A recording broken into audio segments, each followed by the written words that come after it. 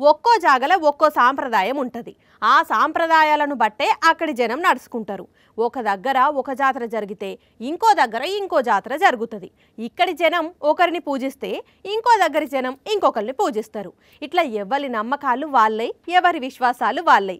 ఇప్పుడు ఇవెందుకు చెప్తున్నా అంటే, ఇగో ఇక్కడ కొందరి సాంప్రదాయాలు జరంత మనకు వింతగా అనిపిస్తాయి కాబట్టి.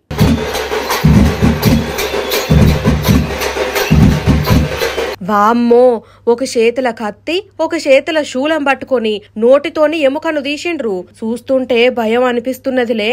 ఇంకా గిదేం చూసిండ్రు, ఇక్కడ చూడుండ్రి.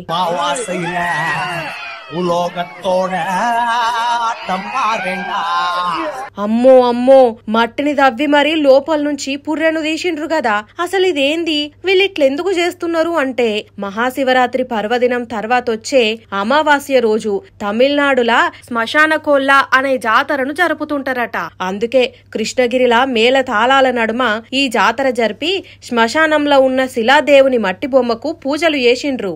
ఈ టైంలోనే భక్తులంతా అంకాల పరమేశ్వరి అమ్మవారి వేషధారణల పూనకాలొచ్చి ఇట్లా ఊగిపోయిండ్రు.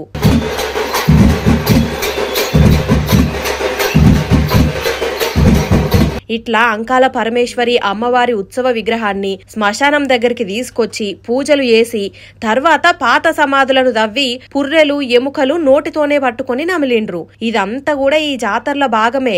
అందుకే ఈ వింతను చూసేటందుకు మస్తు మంది వచ్చిండ్రు. చూస్తుంటే మనకు భయం అనిపించినా ప్రతేడాది అక్కడ నడిచేదే ఇది. ఇక అట్లనే మన విశాఖలో కూడా శివరాత్రి వేడుకల సందర్భంగా శివునికి పుర్రెల మాలలను మెడలేసిండ్రు.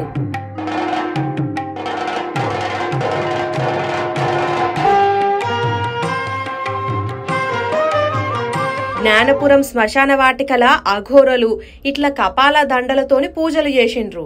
మరి శివుడు శ్మశానంలోనే ఉంటాడు అంటారు కదా, అందుకే కావచ్చు ఈ పూజలు.